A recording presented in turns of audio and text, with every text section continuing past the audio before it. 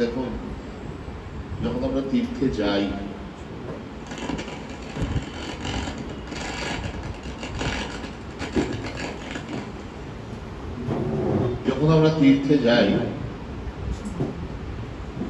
তার একটাই কারণ থাকে যে ভগবানের স্মরণ মনন স্বাভাবিকভাবে হয়। তাই আমরা ছুটে ছুটে তীর্থস্থানে যাই। যেমন ওনারা বললেন, ওরা বিভিন্ন সময় শ্যামলাতা, লালগোড়া, কিন্তু আমাদের কাছে যেন এই যে মহা তপভূমি, মহা তীর্থভূমি, তীর্থের তীর্থ এই দক্ষিণেশ্বর, এটার আমরা প্রাসঙ্গিকতা, এটার মহত্ব যেন কখনো আমাদের মধ্যে থেকে না যায়। আমি বৃন্দাবনে গেলে আমাকে ওখানকার সাধুরা বা বাবাজিরা বলতেন, মহারাজ এখানে অনেক যারা সাধক, তারা বৃক্ষ হয়ে, গাছ হয়ে, তরু হয়ে, তারা এই বৃন্দাবন ধামে বারবার আসেন সাধনা করার জন্য। কারণ তারা এখানে হচ্ছে নিত্য আবির্ভাব শ্রীকৃষ্ণের।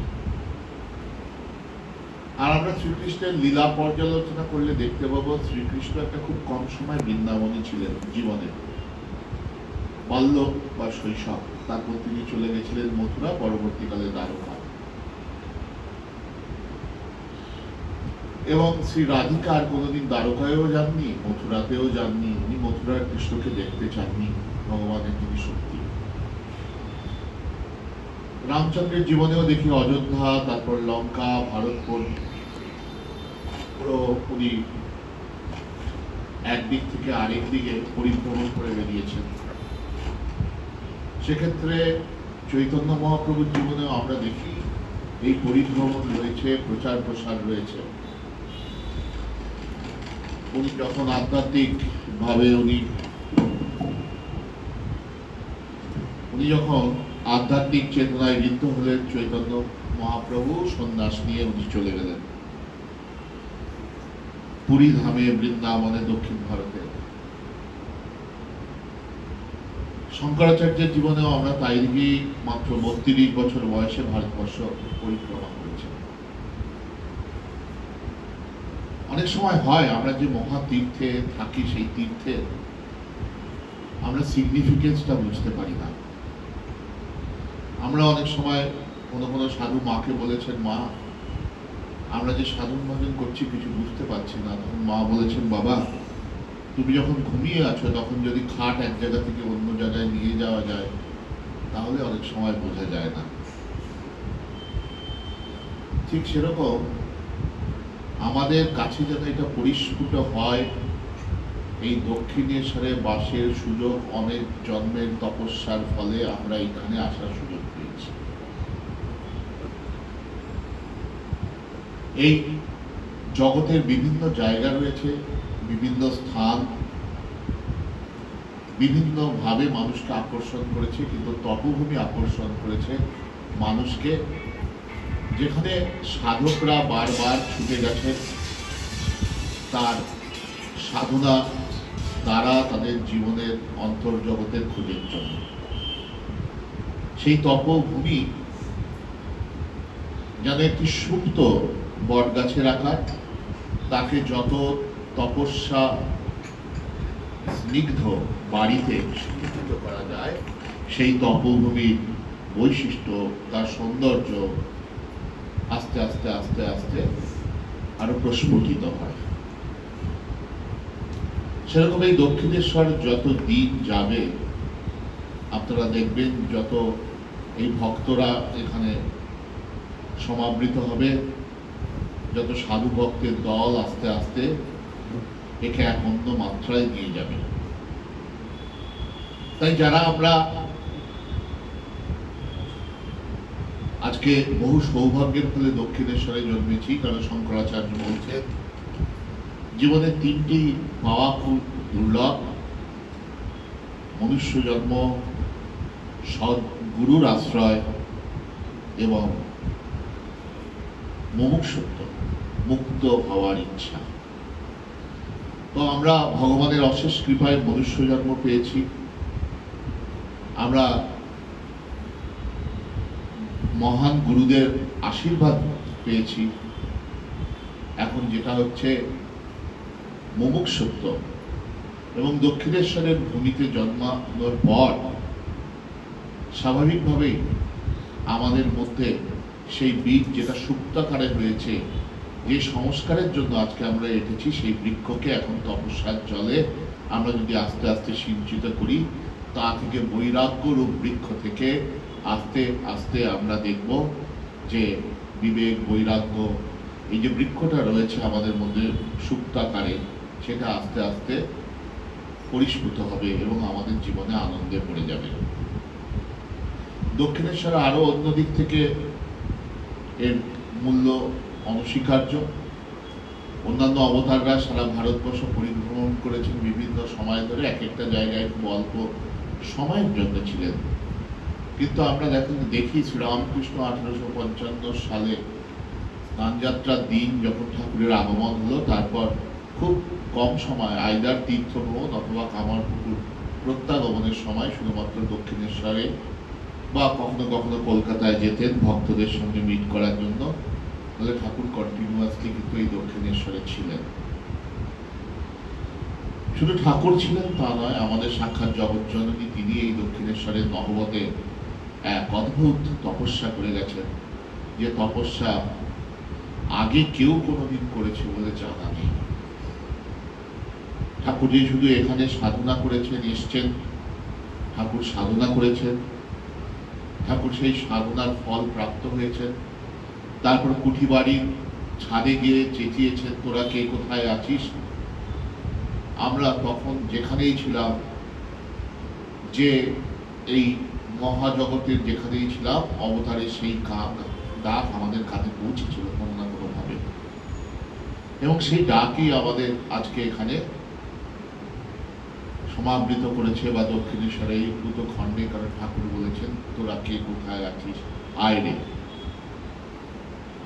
তাহলে ঠাকুরের এই যে ডাক আমাদের কানে গেছিল, সেই ডাক কানে যাওয়ার ফলে আমরা যে যেভাবেই হোক, কেউ বিবাহ সূত্রেই হোক, কোনো কেউ গৃহের সূত্রেই হোক বা অন্যভাবেই হোক, কেউ ইচ্ছা করেই হোক, এই যে বারবার আমরা এই মহাতীর্থে আসছি, কিন্তু এই তীর্থের প্রাসঙ্গিকতা যদি আমাদের হৃদয়ে উদ্ভাসিত না হয়, তাহলে কি হবে? আমরা তীর্থবাসের যে একটা আলাদা মাধুর্য আছে, সৌন্দর্য আছে, সাধনার জন্য এই যে মহাফল প্রদায়ী, সেটা বুঝতে পারব না। তো বৃন্দাবন বা কাশীবাসের সময় সাধুরা বারবার বলেন, দেখো এখানে এই জন্য সাধকরা যারা শরীর ত্যাগের পরও এখানে সূক্ষ্ম ভাবে এসে এখানে সাধন ভজন করেন, কারণ এখানে বহু সাধক সাধনা করেছেন।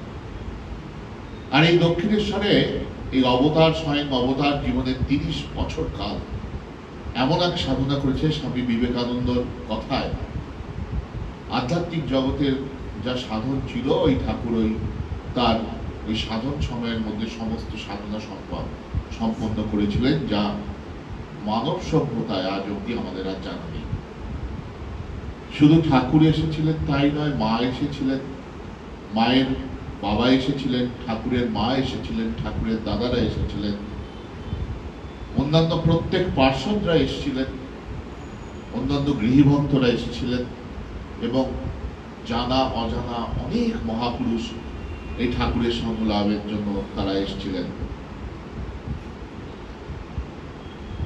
যেরকম অন্যান্য তীর্থক্ষেত্রে বলা হয় যে শ্রীকৃষ্ণের নিত্য আবির্ভাব রয়েছে বৃন্দাবনে, বৃন্দাবন ছেড়ে শ্রীকৃষ্ণ জানে না, যান না। আমাদের ঠাকুরও এই দক্ষিণেশ্বর তার এই লীলা ভূমি ছেড়ে কখনো যান না।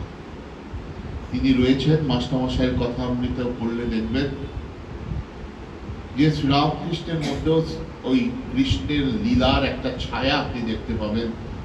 যদি ভাগবত কখনো নাড়াচাড়া করে থাকেন, দেখবে যে ওখানে যে প্রকৃতির বিবরণ, আর যে মাস্টারমশাই সাক্ষাৎ চৈতন্য মহাপ্রভুর সাক্ষাৎ পার্ষদ ছিল, ঠাকুরের কথামৃত দেখবেন সেরকম একটা ছায়া রয়েছে, যেটা শ্রীরামকৃষ্ণ যেন নিত্য রয়েছেন এই দক্ষিণেশ্বরে। এবং সাধক যারা, তারা কি করছেন? তারা আসছেন এবং এসে এখানে সাধন করে জীবনকে পরিপূর্ণ করেছেন। আমি বেলুড় মঠ থাকার সময় দেখেছি আমাদের সাধুদের মধ্যে দক্ষিণেশ্বর বাসের একটা কি সব সময় তাদের মধ্যে একটা বাসনা থাকে যে দক্ষিণেশ্বর বাস। কিন্তু ঠাকুরের কৃপায় এতদিন পরে শ্রীরামকৃষ্ণ এখানে আবির্ভাব করেছেন। কারণ আবির্ভাব বলছি পুনরাবির্ভাব এই কারণে, স্বামী বিবেকানন্দ বলে গেছেন যে এই সংঘরূপী রামকৃষ্ণ মঠ মিশন হচ্ছে শ্রীরামকৃষ্ণের স্থূল শরীর। এই সংঘকে কেন্দ্র করে কি করবেন, আগামী প্রজন্মের কাছে ঠাকুর তার ভাব ছড়িয়ে দেবেন।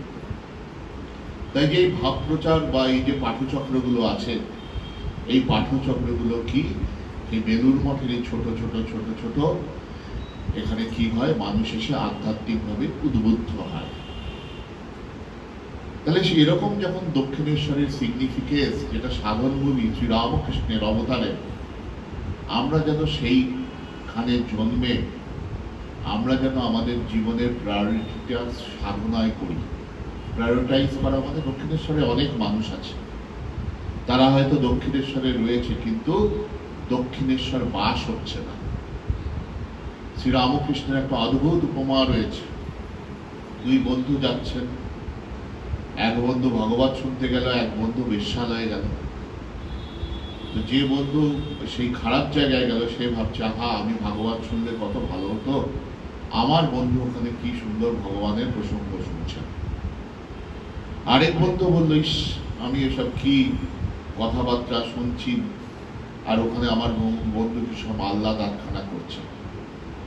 যখন মৃত্যু হলো, ঠাকুর বলছেন যে ভগবান শুনতে গেছিল তাকে যমদূতে নিয়ে গেল, আর যে খারাপ জায়গায় গেছিল তাকে বিষ্ণুদূতে নিয়ে গেল।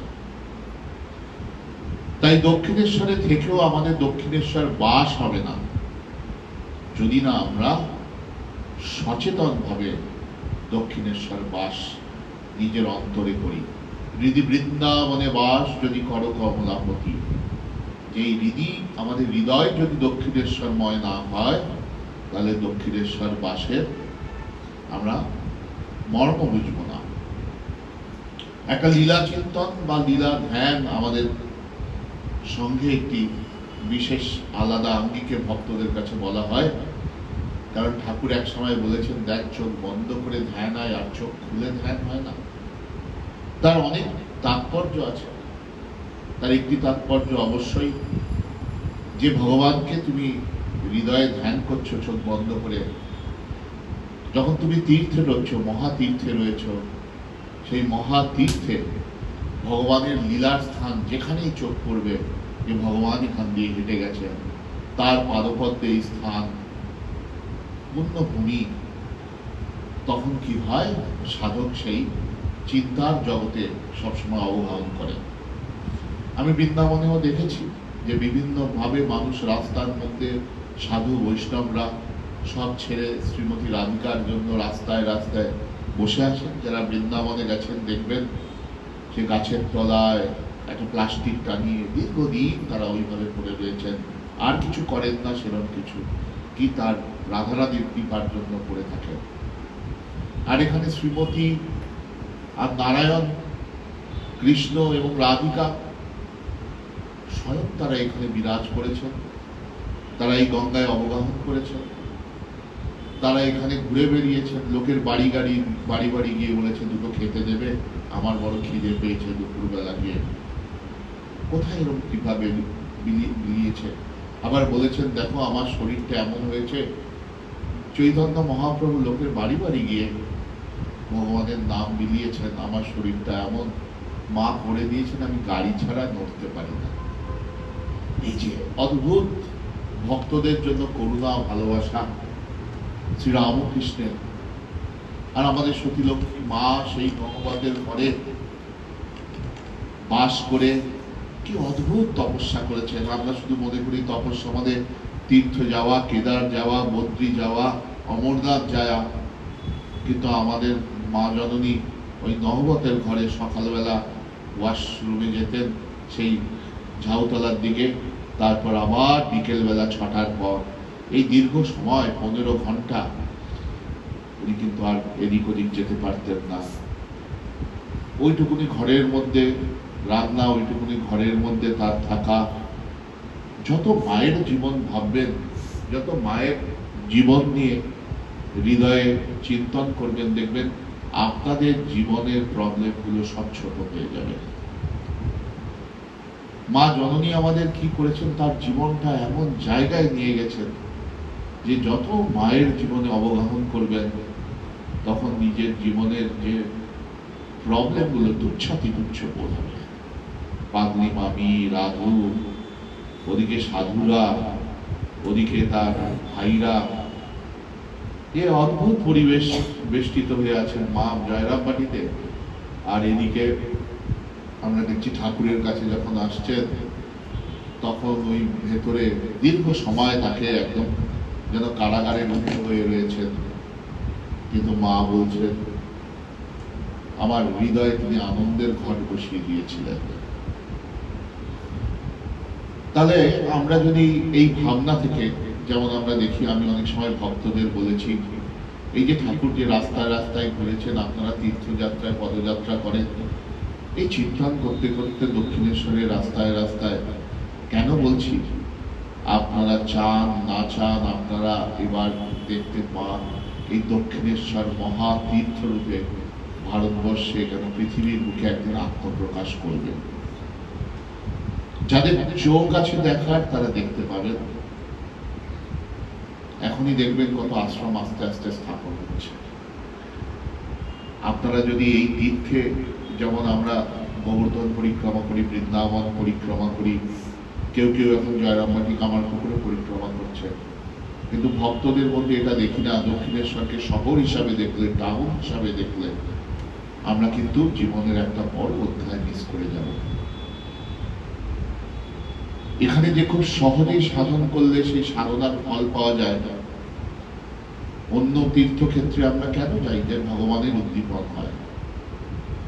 আর তারক মহারাজ স্বামী শিবানন্দজি বলছেন, এক সময় এই দক্ষিণেশ্বরের ধুলিকণা নিয়ে লোকে মারপিট করবে, কাড়াকাড়ি করবে। আমরা যারা আর হয়তো বেশি দিন এই ধরাধামে থাকবো না, সেই সময় হয়তো দেখতে পাবো না, কিন্তু মানুষ চক্ষে, ঋষির চক্ষে সেই জায়গাটা অনুধাবন করে আমরা এখনই যদি আমাদের সাধনাটা এখানে ঠাকুরের অশেষ কৃপায় যখন আমাদের আসার সুযোগ হয়েছে, আমরা একটু ঠাকুরের স্মরণ মনন করে নিই, তাহলে কি হবে, আমাদের জীবনটা পরিপূর্ণ হবে। তাহলে ঠাকুর আর মায়ের এই চিন্তন, তাছাড়া আমরা জানি শিবানন্দ বাণীতে আরেক জায়গায় বলছেন মহাপুরুষ মহারাজ, ঠাকুর এবার এই ব্রহ্ম কুণ্ডলিনী যে জাগিয়ে দিয়ে গেছেন, এবার সাধনা করে। তাহলে কি অদ্ভুত অদ্ভুত সাধনা হয়েছে, যে সে সাধনার কথা আগে শুনেছি, কিছু শুনিনি। এবং শুধু হিন্দু ধর্ম না, অন্যান্য সমস্ত যা যা সাধনা হয়, সেই সব সাধনা এই ভূমিভাগে রয়েছে। অনেক সময় দক্ষিণেশ্বরে গিয়ে ভক্তরা বলেন, মহারাজ এই ঘরটা বন্ধ, এই পঞ্চবটি বর্ণ, এই যে আমাদের নেগেটিভিটি দেখার চোখ, এটা থেকে বেরোতে হবে, তাহলে লীলা চিন্তন হবে না।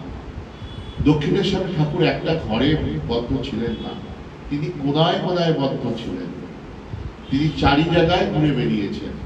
শ্রীরামকৃষ্ণ এরকম মানুষ ছিলেন না সারাদিন ঘরে থাকতেন, তিনি সমস্ত জায়গায় ঘুরে বেড়াতেন।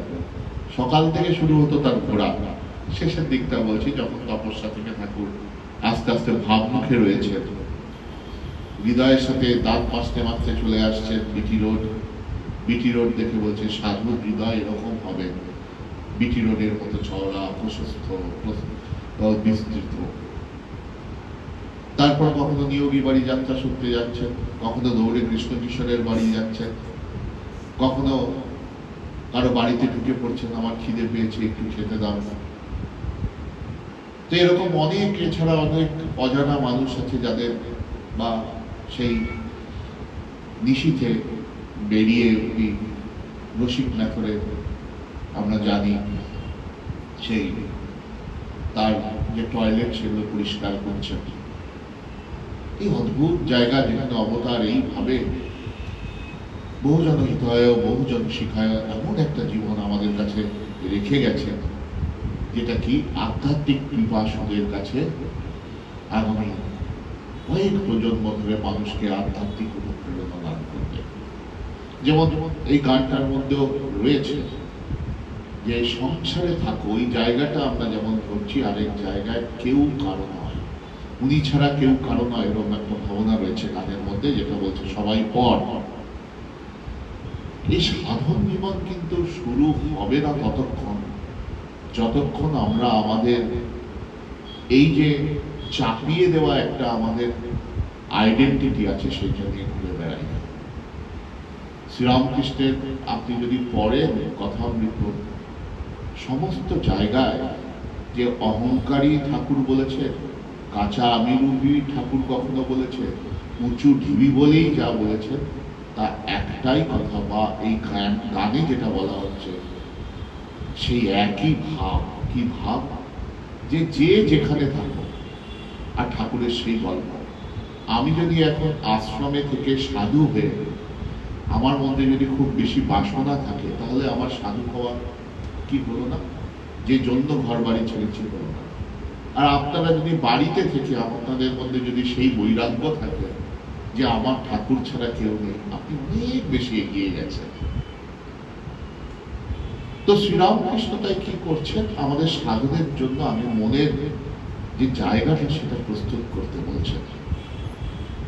সেই প্রস্তুত করার জন্য কি রয়েছে? আমাদের যেন মেকানিক্যাল না হয়, আমাদের যেন প্রত্যেক মুহূর্তে আমরা আমাদের সাধন জীবনের দিকে আঙুল দেখাতে পারি।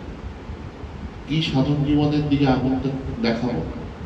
শ্রীরামকৃষ্ণ সাধন জীবনটাকে খুব একটা উত্তরণের একটা সিস্টেমেটিক ওয়েতে ভাগ করে গেছে, যেটা আগেকার দিনে একে অন্যভাবে প্রকাশ করা হতো। এখনকার কি শ্রীরামকৃষ্ণের দৃষ্টিতে সাধনের যে স্টেপগুলো সেগুলো খুব ডিস্টিংক্ট এবং সবটুকু কটা সাবজেক্টিভ। কিরকম সাবজেক্টিভ? আর কেউ বুঝুক না বুঝুক, আমি যেন বুঝি আমার জীবনে আধ্যাত্মিক অগ্রগতি হচ্ছে কিনা। তার মানে আধ্যাত্মিক অগ্রগতি কি? আধ্যাত্মিক অগ্রগতি এই নয় যে এ বি সি ডি কে যেরকম দেখছি ভগবানকেও সেরকম অবজেক্ট হিসাবে দেখব। ভগবানকে অবজেক্ট হিসেবে দেখা মানে ভগবান আলাদা, আমি আলাদা। মানে আমি আমার আইডেন্টিটি রেখে দিয়েছি, আর ভগবানকে ভাবের দ্বারা দেখা মানে শ্রীরামকৃষ্ণ যদি আমার ইষ্ট ধরি, আমি তার একজন ভক্ত হলাম, কিন্তু প্রথম কোশ্চেন করতে হবে শ্রীরামকৃষ্ণের সাথে আমার সম্বন্ধটা কি। ফার্স্ট স্টেপ, আমার কি কোনো সম্বন্ধ হয়েছে ঠাকুরের কাছে? আমরা জানি সাধনায় ঠাকুর আসার ফলে আপনি অনেক সম্বন্ধ বলতে পারেন, যে ভাব যাকে বলে, যে ভাব দ্বারা শ্রীরামকৃষ্ণকে আরাধনা করবেন। শাস্ত্র বলছে শান্ত দাস্য সাক্ষ্য বৎসল্য মধু, এছাড়াও আপনি আপনার মতো ভাবে ঠাকুরকে পেতে পারেন। কিন্তু সেরকম কি কোনো ভাব এসছে আমাদের মধ্যে যে শ্রীরামকৃষ্ণকে আমি ওইভাবে দেখি? আমি কি সংসারে শ্রীরামকৃষ্ণকে কর্তা করেছি, না আমি আমার কর্তাকেই আমার বাড়ির কর্তা ভাবছি আর নিজে কর্তী হয়ে আছি, বা ভাইস ভার্সা? আমাদের উদ্দেশ্য নয় এটা যে আমরা পারফেক্ট হলে আমরা পারফেক্টের কথা শুনবো, পারফেক্ট হলে পারফেক্টের কথা শুনবো না, যবে ওটা হবে তবে না। আমাদের আগে গোলটা জানতে হবে। আমাদের গোল কি? যেটা বলছি আমরা মুমুক্ষুত্ব বা ভগবান লাভ, মনুষ্য জীবনের উদ্দেশ্য। সে ছাড়া কোনো উদ্দেশ্য আছে শ্রীরামকৃষ্ণ দর্শনে? সে ছাড়া কোনো কিছু আছে কথামৃতে? ভগবান লাভ, মনুষ্য জীবনের উদ্দেশ্য ছাড়া কিছু হতে পারে ভগবানকে ডাকা না? শ্রীরামকৃষ্ণ আনকম্প্রোমাইজিং। শ্রীরামকৃষ্ণ আর কোথাও বলেননি ভগবান লাভে ছাড়া মনুষ্য জীবনের আর কোনো উদ্দেশ্য থাকতেই পারে। তাহলে যদি মনুষ্য জীবনের উদ্দেশ্য ভগবান লাভ হয়, যদি আমাদের মধ্যে কারো মনে হয় কিন্তু মহারাজ আমার মনে হচ্ছে না ভগবান লাভ আমার ইচ্ছে এখনো হয়েছে ভগবান লাভ করার, আমার কাছে ভগবান কেন দরকার? এই সংসারের এই প্রবলেমটা সলভ করুক, ঠাকুরকে এই জন্য নাকি ওই প্রবলেমটা সলভ হয়ে যায়, একটু সংসারটা শান্তির মতো থাকুক, তাহলে মোটামুটি আমার হয়ে যাবে। তাহলে তাকে শ্রীরামকৃষ্ণ দরকার নেই। তার যদি জীবনের এই উদ্দেশ্য হয়, হতে পারে এই উদ্দেশ্য, কিন্তু তাহলে তাকে শ্রীরামকৃষ্ণের দরকার নেই। কিন্তু কারণ ভগবান বলছেন এরা ভক্ত, হ্যাঁ ভক্ত, আর তোরা আমার ভক্ত, জিজ্ঞাসুরা আমার ভক্ত, অর্থার্থীরা আমার ভক্ত, কিন্তু এরা আমার অন্তরঙ্গ নয়, এরা আমার ভাবের কেউ নয়। তার মানে গীতায় যে বলছেন শ্রীরামকৃষ্ণ সেই কথাই বলছেন। এখানে দু থাকের লোক আসে, এখানে দু থাকের লোক আসে। একদল বলে ভগবান আমায় রক্ষা করো, রক্ষা করো, আরেক দল বলে অন্তরঙ্গ। তারা ওই কথা বলেই না, তাদের এইটি জানলেই হলো তারা কে, আমি কে, আমার সাথে তাদের সম্বন্ধ কি। তাহলে আমরা যদি ধরুন আমরা ডাক্তারের কাছে গেছি, আমাদের কিছু রোগ হয়েছে, তাহলে ডাক্তারবাবু বলবে এই টেস্ট করো, এই টেস্ট করে দেখো তোমার কতটা সুগার লেভেল কি আছে, তোমার কি ডোজ তোমার দরকার, সেই অনুযায়ী আমি তোমাকে মেডিসিন প্রেসক্রাইব করবো, ফাস্টিং করো। ঠিক ফার্স্ট হচ্ছে আমি আমার স্টেজটাকে অ্যাসার্টেন করি, আমি কোন স্টেজের ভক্ত। আমি কি ঠাকুরের আউটসাইডার? আউটসাইডার মানে ঠাকুর আমাকে ইনসাইডার আনলেন, নাহলে ঠাকুর এখানে আনলেন না কেন? আমাকে তো বম্বে হলিউডে পাঠিয়ে দিতে পারতেন। মানে শ্রীরামকৃষ্ণ ভাবছেন আমি তার অন্তরঙ্গ, তাই দক্ষিণেশ্বরে এনে রেখেছেন। কিন্তু সেটাই তো শুধু হবে না, ঠাকুর ভাবলেন আমার, কিন্তু আমি ঠাকুরকে কি ভাবছি? আমি কি ঠাকুরকে ওইভাবেই শুধুমাত্র ট্রিট করছি যে আমার সংসারটা আমার নাম্বার ওয়ান প্রবলেমের জল, এবং এই সংসারটা আমার, এবং এইখানে কিছু প্রবলেম আছে, এবং এই প্রবলেমটা আমি বলে দিচ্ছি কিভাবে সলভ করতে হবে। এবং শ্রীরামকৃষ্ণ হচ্ছে এক্সটার্নাল এজেন্ট।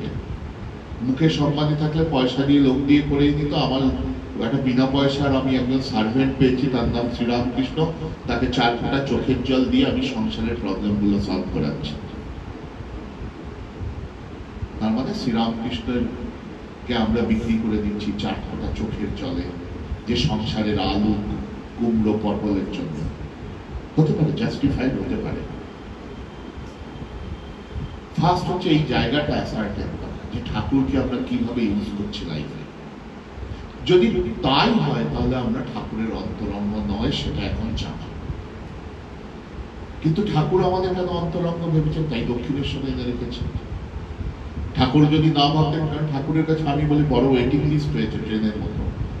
সব ভক্তরা, সারা পৃথিবীর ভক্তরা ঠাকুরের কাছে অ্যাপ্লিকেশন করছে যে আমাকে দক্ষিণেশ্বরের পরে যদি আমার জন্ম হয় যেন হয় প্রভু। রামকৃষ্ণের ভক্তরা তো এছাড়া কি বলবে? নয় কামারপুকুর জয়রামবাটি, দক্ষিণেশ্বর হলে বেলুড়মঠ, দক্ষিণেশ্বর সব জায়গায়। আর বেলুড়মঠ তো চারিপাশে যেভাবে সাধুরা দখল করে দিচ্ছে আর জায়গা নেই, তাহলে এই দিকটাই হলে ভালো হয়। ভবতারিদিও আছে, মাঝে মাঝে ওদিকেও যাবো এদিকেও যাবো। তো আমরা বলি যারা কোনো কারণে হয়তো কৃপার বসে এইখানে জন্মেছি, যদি এইবার কোনো কারণে ফসকে যায়, এবার কোথায় যে জন্মাবো, হলিউডে বলিউডে, তা কোথায় পাঠিয়ে দেবে? কারণ ঠাকুরকে ডেকেছি কিন্তু মুমুক্ষুর ইচ্ছা হয়নি, তাই কি পুণ্যকর্ম নেমে যাচ্ছে। এবং পুণ্যকর্ম কি, যে সাধক তার কাছে একদম জ্বলন্ত অগ্নির মতো লাগবে পুণ্যকর্ম। কারণ ও আবার কোথাও আমাকে ঠেলে জন্মাবে, আবার কোনো গৃহে জন্মাবে, আবার সাধনা শুরু করতে হবে। তাই জন্য যারা ভক্ত তারা কিন্তু বলে প্রভু আর যাই করো যেন এই বিমোদ মোহিনী মায়া মুক্ত না করি, আর তুমি যেন আমাকে শুদ্ধ ভক্তি দাও, এই চাই। সেটা তো গেল আমি যারা ওই স্টেজে গেছে, কিন্তু আমাদের যাদের সাধারণ আমরা, আমাদের যাদের মধ্যে এখনো সংসার বসে রয়েছে, আগে সেটাকে অ্যাসার্টেন করে দিতে হবে। অ্যাসার্টেন করে নেওয়ার ফলে আর কি আছে? কথামৃত অনেক আলোচনা করা যেতে পারে, কিন্তু সেই আলোচনা করার সময় বা দিন আজকে নয় এত কিছু, আমি একটা ওভারঅল টোটাল শেপ দিতে চাইছি আজকের ডিসকাশন, যে আমি কোন স্টেজে আছি। এখানে তো অনেক কথা আছে, আমার জন্য কোন কথা আছে ঠাকুরের? আমি কি আমাকে নিজেকে লুকিয়ে রাখছি খুব ভালো প্যাকেজিং করে, আমি ঠাকুরের ভক্ত, আমি ঠাকুরের ভক্ত। আচ্ছা, কিন্তু ঠাকুরকে তুমি কিভাবে সাধনা করো? হ্যাঁ, কিভাবে মানে কিভাবে ঠাকুর তোমার কি, তুমি ঠাকুরকে শান্ত ভাবে শ্রীরামকৃষ্ণ তত্ত্বে মিলিত হচ্ছ? দাস্য, তুমি ঠাকুরের দাস হিসাবে রয়েছ। বাৎসল্য, ঠাকুরের তুমি সন্তান, তুমি ঠাকুরের সন্তান। আর মধুর, ঠাকুর তোমার প্রিয়া, তুমি ঠাকুরের প্রেয়সী, বা ভাইস ভার্সা। না মানে আমার ওইসব ভাব কিছু হয়নি, উনি আমার ইষ্ট, আমার গুরুদেব বলে দিয়েছে, আর আমি এইভাবে জপ করছি। গুরুদেব বলে দিয়েছেন, শুরু করে দিয়েছেন, কিন্তু ওখান থেকে এগিয়ে গিয়ে তো ঠাকুর যেরকম বলছে একটি ভাবে তাকে রাখতে হবে, সেটা তো হলো শুরু। আপনি দেখান কোথায় ঠাকুর বলছেন যে এইভাবে করলে শুরু হবে। যদি আপনি বলেন শ্রীরামকৃষ্ণের অনন্ত মত, অনন্ত পথ, ওইভাবেও করতে পারেন, আপনার জায়গাটা অ্যাসার্টেন করা খুব জরুরি। আপনি ভাবুন, বাড়িতে প্রত্যেক যে সম্বন্ধ আছে একটা ভাব দ্বারা, স্বামী স্ত্রী, তার মানে এখানে কি স্বামী, আপনার স্বামীর প্রতি স্ত্রী ভাব, স্বামী আপনার প্রতি স্বামী ভাব, স্ত্রীর প্রতি, ছেলে মা, মেয়ে মা, কাকু কাকিমা, এরকম বিভিন্ন রিলেশনে আপনারা রয়েছে। যদি সাংসারিক সকল সম্বন্ধ যেখানে ভাবের আদান প্রদান হয়, ঠাকুরকে আমরা কোনো সম্বন্ধতেই এখনো অব্দি আমরা তাকে দিতে পারিনি, কোনো রিলেশন এস্টাবলিশ করতে পারিনি। শুধু ভাবছি ঠাকুরকে একটু নকুলদাদা নিতে হবে, একটু দিতে হবে। কিন্তু বেলুড় মঠে খুব ভালো খাওয়া দাওয়া, আশ্রমে এখন খুব ভালো খাওয়া দাওয়া ঠাকুরকে দেওয়া। তাহলে ঠাকুরকে আপনি কিভাবে বাড়িতে আটকাবেন? আমি মুক্তি দিতে কাতর নই, শুদ্ধ মুক্তি দিতে কাতর নই। তাহলে যে এই রাস্তায় রাস্তায় ঘুরে বেরিয়েছে দক্ষিণেশ্বরে, তাকে কি দিয়ে আপনি আটকাবেন? সেই ঠাকুর কি? ঠাকুর বলছেন লীলা প্রসঙ্গে এক জায়গায়, দেখো ঠাকুর রিকালেক্ট করছেন। শরৎ মহারাজ খুব কৃপা করে এই জায়গাগুলো আমাদের সামনে বলে গেছেন, অনেক জায়গায় পাবেন। বলছেন আমার মা বড় সরল ছিলেন, আমার মা বড় সরল ছিলেন। আর বলছেন আমার মা লোককে খাওয়াতে বড় ভালোবাসতেন। আমার মা বড় সরল ছিলেন, সরলতা বহু জন্মের তপস্যা হয়, ঠাকুর বলে গেছেন আমাদের। আমার মা সবাইকে খাওয়াতে ভালোবাসতেন। শ্রীরামকৃষ্ণের ওভারঅল সামেশন অফ চন্দ্রামণি দেবী হচ্ছে আমার মা সরল ছিলেন, আমার মা খাওয়াতে ভালোবাসতেন। আমি সরল না জটিল, আমি আমার দিকে তাকালে বুঝতে পারবো, এবং এটা একদিনে হবে না। কিন্তু ঠাকুর কি করলে আমাকে মনে রাখবেন আমি বুঝে গেলাম। তাহলে কি মেয়ের বাড়ির বড় বড় খাওয়ানোর কথা বলছে ঠাকুর? চন্দ্রামণি দেবীর লাইফে কি দেখতে পাই? রোজ দুপুরবেলা সবার খাওয়া হয়ে গেলে আমার পুকুরে ঘুরে বেড়াচ্ছে, কে খেয়ে নেই, তাকে ডেকে খাওয়াচ্ছে। তাহলে শ্রীরামকৃষ্ণকে আপনার যদি মন মজাতে হয়, সরলতা নেই, তা আমাদের মঠ বিষাদ দেখবেন আমরা নেই খাওয়াই। অন্য কিছু নাম পারলে ঠাকুর ওঠাতে তো শ্রীরামকৃষ্ণকে ঠিক করে চিনতে হবে। প্রবলেম হচ্ছে আমরা শ্রীরামকৃষ্ণকে পুরনো কাজ দিয়ে দেখে আমাদের মতো করে ভাবছি। আমাকে স্বামীজির চোখ দিয়ে শ্রীরামকৃষ্ণকে দেখতে হবে, শ্রীরামকৃষ্ণের চোখ দিয়ে শ্রীরামকৃষ্ণকে দেখতে হবে, মায়ের চোখ দিয়ে শ্রীরামকৃষ্ণকে দেখতে হবে।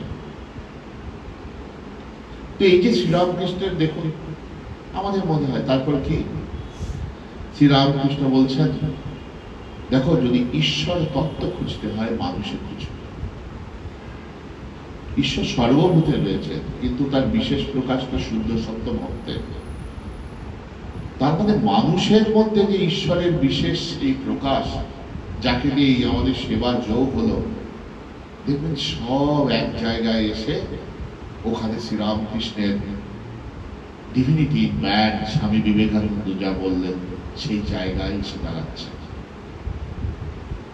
তাই এই সেবা যোগ আমরা যারা দেখেছি জপ ধ্যান সাধন ভজনে, যে সাধকদের জীবনে এই সেবা যোগ নেই, সেটা চন্দ্রাবলীর লোককে খাইয়ে হোক, কারণ ক্ষুদিরাম চট্টোপাধ্যায়ের লাইফটা এতই এলিভেটেড লাইফ, ওটা ছোঁয়া মুশকিল। ঠাকুর বলছেন বাবা সত্য কথায় ছিলেন, বাবা মিথ্যা বলতেন না, বাবা অন্যের দান নিতেন না, এবং বাবা যখন গায়ত্রী করতেন তখন চোখ দিয়ে অশ্রু হতো। মানে এগুলো খুব ভেরি ডিফিকাল্ট আমার মনে হয়েছে এইগুলো করা। এগুলো তো বহু জন্মের স্বীকৃতির ফলে হয়, কিন্তু হঠাৎ শ্রীরামকৃষ্ণ লীলা প্রসঙ্গে বলছেন যে আমার মা। এরপর আপনি দেখুন দরিদ্র নারায়ণের মুখে অন্ন তুলে দেওয়া, পথ্য তুলে দেওয়া, এই করে করে কল্যাণ মহারাজ নিশ্চয়ানন্দজি ব্রহ্মজ্ঞান হয়ে গেলেন। এই করে কাশীর মন বাবা হয়ে গেলেন। তো এই যে স্বামী বিবেকানন্দের এই নতুন আঙ্গিক, এইটা যদি আমাদের জীবনে না হয়, কারণ এইটা ডাইরেক্ট এসে আপনার আইডেন্টিটিকে ধাক্কা দেয়। কেন? যখনই আপনি সময় অর্থ খরচা করবেন সেবার জন্য, তখনই আপনার এসে প্রথম প্রশ্ন হবে যে সংসারের কর্তা কে। তখন আপনাকে প্রথম আপনার আমি জিজ্ঞাসা করবে। সেখানে যদি শ্রীরামকৃষ্ণ কর্তা হয়ে থাকে, বলবি এই জন্যই তো আশা, ঠাকুরের সংসারে রয়েছে, ঠাকুরের কাজ করছি, ঠাকুরের এই করছি। কিন্তু তখন যদি আপনাকে বিষয় বুদ্ধি হয়, এই সময় নষ্ট করিস না, বাড়িতে এই কাজ আছে ওই কাজ আছে, এখন গিয়ে বেসব পাঠে যাস না। কিন্তু আপনারা যারা আজকে এখানে অ্যাসেম্বল হয়েছে, ওই জায়গাটা আপনাদের কিছুটা হয়েও নড়ে গেছে যে ঠাকুর আমার সংসারে। তাই সব এক জায়গায় সাইড করে আপনারা এইখানে এসছেন। তাই আপনাদের করে ঠাকুর কি করছেন, ঠাকুরের কথা শোনাচ্ছেন। যত এই জায়গাটা আপনি এই অজ্ঞান রূপী যে বৃক্ষ আমাদের হৃদয়ে রয়েছে, তাকে যত নাড়া দেওয়া যায়, কারণ আমাদের মনে হয় একটা জায়গার পর সাধন জীবন এগোচ্ছে না। সাধন জীবন এরকম নয় যে মৃত্যুর সময় কখন মা বলে গেছেন একবার ঠাকুর এসে দেখা যাবেন, এটা তো জেনারেল কথা। সাধন জীবন হচ্ছে হৃদি বৃন্দাবনে বাস, ভগবানের চিন্তনে বাস। জগৎ আস্তে আস্তে আমার থেকে কি চলে যাচ্ছে, অপসৃত হয়ে যাচ্ছে। জগৎ আমাকে আর টানছে না, ঠাকুরের কথায় আলোনি বোধ হচ্ছে। সংসারে রয়েছে, সেই গোপনারীদের কথা চিন্তা করুন। কৃষ্ণের সন্ধ্যাবেলা এই সময় কেউ দুধ জাল দিচ্ছে, দুধ এসছে, কেউ চুল আঁচড়াচ্ছে সন্ধ্যাবেলার আগে, কেউ সন্তানকে দুধ খাওয়াচ্ছে। যেই কৃষ্ণের বাসে শুনলেন, এক মুহূর্ত আর অপেক্ষা না। কারো একটা বিধি রয়েছে, আরেকটা বিধি বাধা হয়নি। কেউ দুধ খাওয়াতে খাওয়াতে সন্তান হাত থেকে পড়ে গেছে, কাঁদছে। কেউ স্বামী দেখা করতে বলেছে, শাশুড়ি ডাকছে, সেসব ভুলে গেছে। কেউ দুধ আগুনের উপর বসিয়ে রেখে চলে গেছে। তার মানে এটা তো একটা এক্সট্রিম পর্যায়ে। ঠাকুরের কথা, আমি 16 টান করেছি, তোরা 1 টান কর। এবার আমাদের সেই 1 টান কি হচ্ছে? আমরা কি সেইটুকু করছি? আমরা কি মনে মনে জানতে পেরেছি ঠাকুরই সব? এই জায়গাগুলো আমাদের ঠিক করে দিতে হবে। নাহলে কি হবে, মেকানিক্যাল। এটারও ফল আছে, কিন্তু ডায়াগনোসিস করে ওষুধ খাওয়া ভালো। না হলে কি কোয়ার্ক ডাক্তার বলে বলবেন এই ওষুধটা খাও, আবার 4 দিন পরে গ্রামে গেলে আর এটা ছাড়েনি, আবার এটা খাও। এই করে 1 মাস 2 মাস পরে যখন গেলে, তখন রোগ অনেক কারিয়ে যাবে। আমাদের শ্রীরামকৃষ্ণ হচ্ছে ভব রোগ বৈদ্য। আমাদের শ্রীরামকৃষ্ণ বলছে না রোগ লুকিয়ে রাখো। হ্যাঁ, আমার ভগবান লাভ হয়নি, আমার ভগবানের জন্য মন ওরম করছে না, আমি যাই একটু শুনতে ভালো লাগে বলে, তাও ঠিক আছে। অন্তত মনটা তো হয়েছে ভালো লাগে কথা শোনার জন্য। তাহলে এবার কি করব? আমরা অন্তত কেঁদে কেঁদে ঠাকুরের কাছে প্রার্থনা করতে পারি, ঠাকুর শুনছি এই জিনিসটা বড় ভালো, তাহলে ওই জিনিসটাই আমাকে দাও। একদম সরল মনে। যদি এই বোধও না হয় যে ভাবের কিছু ব্যাপার আছে, এরকম কিছু আছে, ভগবানকে এইভাবে ডাকতে হয়, শাস্ত্রে এইভাবে বলেছে, ঠাকুর এইভাবে বলেছে, আমার মধ্যে এখনো সেরকম ইচ্ছা জাগেনি, শুধু সংসারটা একটু ভালো মতো হোক, এইটুকুনি হলেই হয়ে যায়, তাহলে অন্তত নীরবে নির্মিতে আমরা অন্তত ঠাকুরের কাছে এই প্রার্থনা করতে পারি, ঠাকুর এই জগৎ দিয়ে আর ভুলিও না, আমাকে এবার তোমাকে ডাকার মতো করে মনটা করে দাও না। তো তার ফলে কি হবে, আমরা অন্তত একটা আমাদের যে সাধন জীবনটার সঙ্গে সঙ্গে এই যে আপনারা অ্যাসেম্বল করছেন, এগুলো আস্তে আস্তে মিলে যাবে। কারণ দেখুন, আপনারা সবাই 50-60-এর বয়সে আছেন, এরপর শরীর আস্তে আস্তে অস্বস্থ হবে, এক সময় বাড়িতে বসে যেতে হবে, ঠাকুর না করুন সবাই সুস্থ থাকুন। কিন্তু আমি তো বেলুড় মঠ বা ঢাকায় ভক্তদের অনেক রকম লাইফ দেখি, তাদের একটা পুরো হয়তো 60-70-80 পরপর কিরকম চেঞ্জেস হয়। তো সেখানে আমি দেখেছি যে যখন আপনার আর অসত্য হবে, তখন যদি আপনি হৃদয়ে এই ভাবনাগুলো এখন থেকে লালন পালন করতে পারেন, একদম আনন্দে ভরে থাকবেন বাড়িতে। কয়েকজন ভক্তের সাথে ফোনে যখন কথা হয়, খুব আনন্দে আছে, কোনো কমপ্লেন নেই। তো আমাদের সাধনাটা এবং যেন এটা সিরিয়াস আমার কাছে হয়, এবং আমি কোন স্টেজে আছি এটা আমি প্রথমে নিজের কাছে জানলাম, লুকালাম না, হ্যাঁ আমি এই স্টেজে আছি, সেই স্টেজ থেকে এবার আমাকে এগোতে হবে। এবার ঠাকুর তখন আপনি কথামৃত করলে বুঝতে পারবেন আপনার কোন জায়গাটা কতটা আপনার কাছে সিগনিফিকেন্ট। কারণ এই কথামৃতে ঠাকুর প্রত্যেকের জন্য বলেছেন, ব্রহ্মজ্ঞের কথা বলেছেন, ঈশ্বর লাভের পর কি করবে সেই কথা অব্দি বলে গেছে, এরও বাড়া আছে, ভগবান লাভের পর অনুলোম বিলোম, বিজ্ঞানীর অবস্থা। কিন্তু আপনাকে জানতে হবে আপনি কোন স্টেজে আছেন, এই স্টেজে থেকে আপনাকে এবার আস্তে আস্তে কিভাবে এগিয়ে দিতে হবে। তখন কি হবে, সাধন জীবনের অগ্রগতিটা খুব ত্বরান্বিত হবে, এবং আপনার এই ট্যাঞ্জেবিলিটি পাবেন। কি হবে তখন, আপনার মধ্যে নাম্বার 1 প্রশান্তি আসবে, ভালোবাসা আসবে, হিংসা কমে যাবে, অন্যের ভালোতে তখন আপনি আনন্দ পাবেন। এইগুলো হচ্ছে টেস্ট। সেবা করতে করতে করতে করতে জবদান ঠিক মতো হলে তখন কি হবে, যে এই অগ্রগতির সঙ্গে সঙ্গে ট্রান্সফরমেশন হবে। আধ্যাত্মিকতা এই নয় যে হঠাৎ কোনদিন স্বপ্ন দেখলেন একটা ভগবানের মা, সেটা আপনার কাছে বিশাল কিছু। Every day you will feel you are one with God. One with God মানে কি, আমি অন্যের আনন্দে আনন্দিত হতে পারছি, অন্যের দুঃখে দুঃখ হওয়া ভেরি ইজি।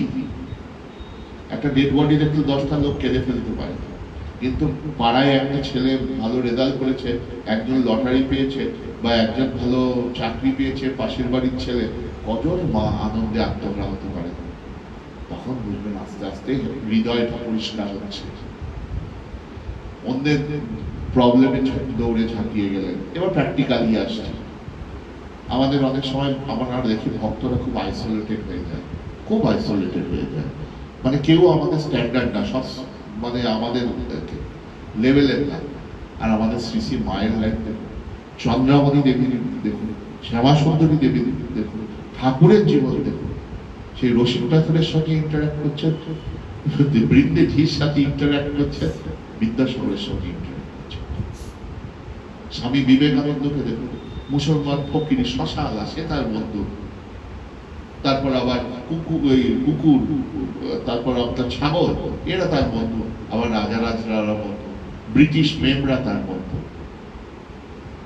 মানে যত ঠাকুরের চিন্তা করবেন, স্বামীজির চিন্তা করবেন, আপনার মধ্যে ওই কোয়ালিটি গুলো হবে। আর যদি কোয়ালিটি গুলো না হয়, তার মানে ঠাকুর মা স্বামীজি ঢুকছে না। না, আমি স্পিরিচুয়াল, আমি ঠাকুর মাকে ভাবছি, কিন্তু আমাদের পাড়ার লোকগুলো না বড্ড দুষ্টু, ওরা একটু অন্যরকম। আমি অনেক ভক্তকে দেখেছি যে যারা পূর্ণতা লাভ করেছে, আনন্দে ভেসেছে, তাদের মধ্যে ঠাকুরের এইগুলো হচ্ছে আমাদের ঐশ্বর্য। আমরা ঠাকুরকে প্রাপ্ত হচ্ছি মানে অন্যান্য অবতারে অন্যরকম ছিল। রাম বলছেন, রাম তুমি রাজত্ব নাও। রাবণ বলেন, প্রভু আমি তোমায় পেয়েছি, আর লাগবে না। বলছে মূর্খগুলোর জন্য নাও, তারা বলবে রামকে সেবা করে অন্তত এই পেলে। আর আমরা ঠাকুরকে চিন্তা করলে কি ঐশ্বর্য পাবো, এইগুলো পাবো। সবার সাথে আমরা কেন, আমি তার প্রবলেমে আছি। স্বামীজি কি সুন্দর বিচার, তাকে বিচার করতে হবে তার জায়গায়। মা উদ্বোধনে রয়েছে, সবজি বেচতে আসে, তার মেয়ে মারা গেছে, সে কাঁদছে, মা আরো জোরে জোরে কাঁদছে, সে কান্না থামিয়ে দিয়েছে মার কান্না শুনে। কোন বাড়ির এক রিলেটিভ আছে, তার কি রয়েছে, তার ফাইন্যান্সিয়াল অবস্থা খারাপ, একটু সাহায্য করে দিলাম। এইগুলো আমার ডাইরেক্ট আমিতে হাত আঘাত করবে। কারণ দেখুন, আপনি এখানে হাজার ডিসকাশন করুন, যদি ত্যাগের ডিসকাশন না হয় তাহলে ইনকমপ্লিট শ্রীরামকৃষ্ণ। তাহলে কি হয়ে গেল, এই অনুকূল ঠাকুর, এই ঠাকুর, ওই ঠাকুর, সেই ঠাকুর। মা বলছেন ঠাকুর ত্যাগ দেখাতে এসেছিল। আমি অনেক সময় ডিসকাশনে দেখি, এইসব ডিসকাশনে ভয়ে ভয়ে লোকে ত্যাগের জায়গাটাকে ছাড়িয়ে দেয়। এই জবধার করো, এই করো, ওই ত্যাগ ত্যাগ, ওসব আলোচনা আমাদের জন্য নয়। কোর কনসেপ্ট ত্যাগ। শ্রীরামকৃষ্ণকে যদি বুঝতে হয়, যদি জীবনে ত্যাগ না থাকে, বিবেক বৈরাগ্য না থাকে, স্বয়ং ভগবান দাঁড়িয়ে যদি বলে এসে বলে যে হবে, তাহলে ওটা শুনলে মনের ভ্রম, ওই ওরকম কিছু না। না, আমাকে ঠাকুর এসে বলে, একদিন আমাকে এসে বলছে, মা এই বলেছেন, মা আমায় ভয় দেখাচ্ছেন, স্বপ্নে এই বলেছেন, মা কালী। আমি বলি, মা সে কোনোদিন ভয় দেখাতে পারে? ছোটবেলায় আমরা দেখতাম মা চোখ বড় বড় করেছে, এই তুই যদি না করিস, তার মধ্যে কিছু ভুল করেছেন, তাই আপনার মনই আপনাকে মা হয়ে দেখাচ্ছে। তার মানে আমাদের জীবনটা আইসোলেটেড হবে না, আমাদের জীবনটা কানেক্টেড হবে। Expansion is life, contraction is death. Swami Vivekananda বললেন, তার মানে কি এক্সপানশন মানে? এক্সপানশন মানে আমি লম্বায় বড় হয়ে যাচ্ছে, আমার পেটটা বড় হয়ে যাচ্ছে, লম্বা বড় হচ্ছে না, আমার হৃদয় বড় হয়ে যাচ্ছে। আমি বলছি ভগবান সবচেয়ে বেশি প্রকাশ শ্রীরামকৃষ্ণকে আমি বিশ্বাস করি, কিন্তু আমি শ্রীরামকৃষ্ণকে তিনটে ছবি ছাড়া আর কিছু বিশ্বাস করি না। বাড়ির কাজের লোকটা আসলে তার কি সুবিধা অসুবিধা আছে, তাকে একটু খেতে দেওয়া, তারই করা, মানে এই যে ট্রিটমেন্ট গুলো, বাড়িতে গ্যাস আসতে হয়, একটু বসে জল খাও, এগুলো আমরা বড়দের কাছে শিখেছি। এই ড্রাইভার খেয়েছে, এই ড্রাইভারকে তোমরা দেখেছো, ভাইস প্রেসিডেন্ট মহারাজ আসলে খোঁজ খবর।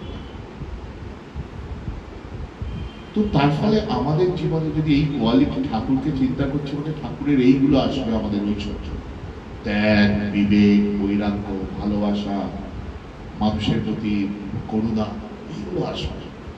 আর যদি না আসছে, তাহলে একটাই, ঠাকুরের কাছে কেঁদে কেঁদে প্রার্থনা করা, ঠাকুর তুমি তো বলেছ, মা বলেছেন ঠাকুর ত্যাগ করতে এসছে, ঠাকুর বলেছেন সত্য কথা বলির তপস্যা, যে সত্যকে ধরে থাকে ভগবানকে ধরে থাকে, অন্য কিছু বললেন না।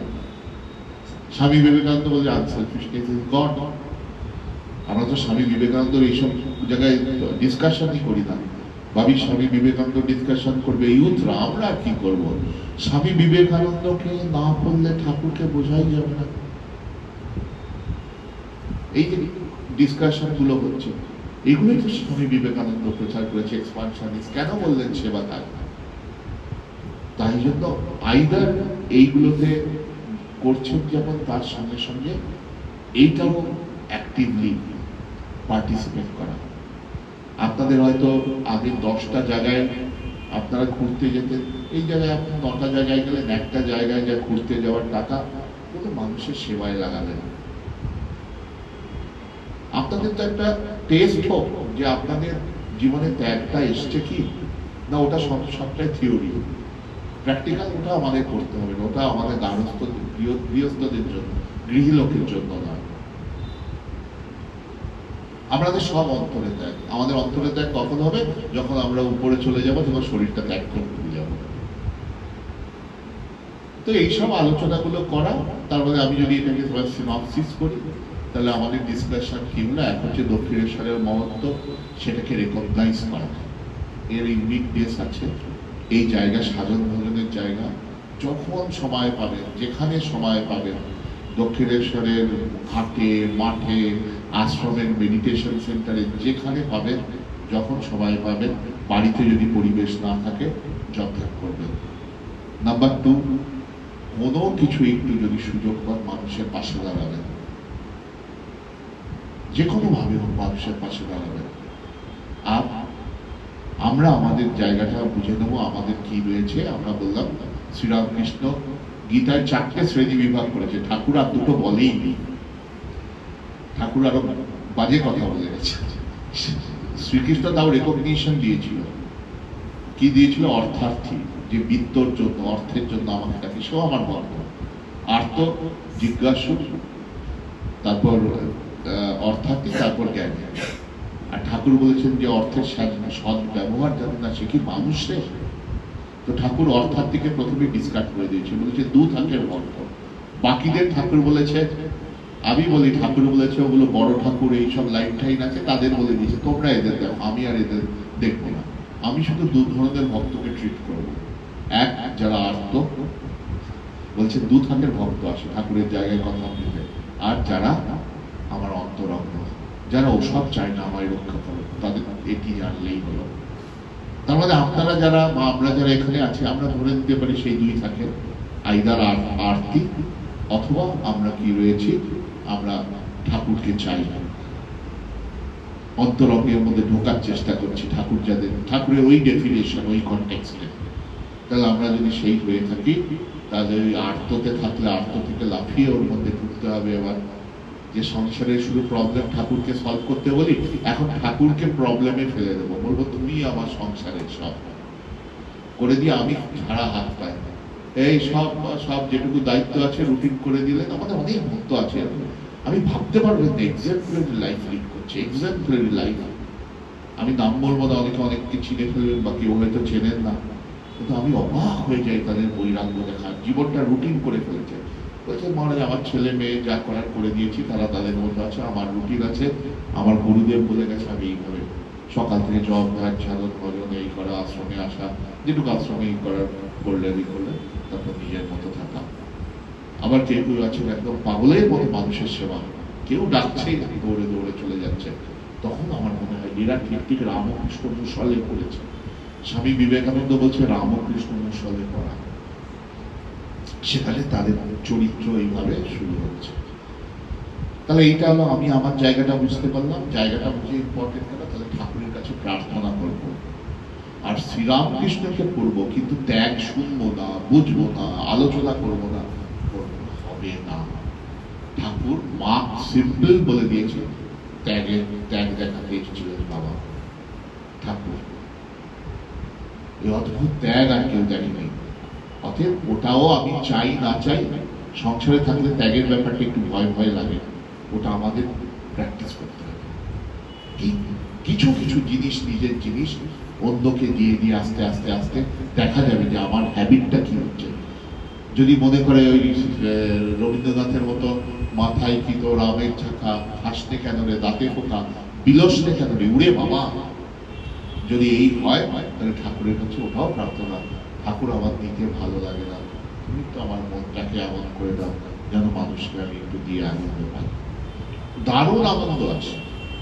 আমরা তো পূর্বাশ্রমে, আমরা যেহেতু আমার দুটো লাইফে ছিল, এক ধরনের চাকরি করে টাকা পেলে তার আনন্দ, তারপর যখন দেখলাম এখানে এসে জবধানের কথা ছেড়েই দিই, সেটা তো প্রত্যেকের নিজস্ব ব্যাপার। মানুষকে সেবা করে এত আনন্দ পাওয়া যায়, তার থেকে কয়েক হাজার গুণ শুধু মানুষকে সেবা করে। আমার পয়সাও লাগছে না, কিছুই লাগছে না, আপনারা টাকা করে দিচ্ছেন, আমরা গিয়ে ডিস্ট্রিবিউট করে দিচ্ছি, এত আনন্দ। তো এই আলোচনা হলো, আর এটাকে আর দীর্ঘায়িত করবো না। আর আপনাদের যদি কোনো প্রস্তাবি থাকে তাহলে একটু আমার মতো করে চেষ্টা করব। তাহলে একটু এই রইল। ওম শান্তি শান্তি শান্তি, হরি ওম তৎসৎ। শ্রী রামকৃষ্ণ।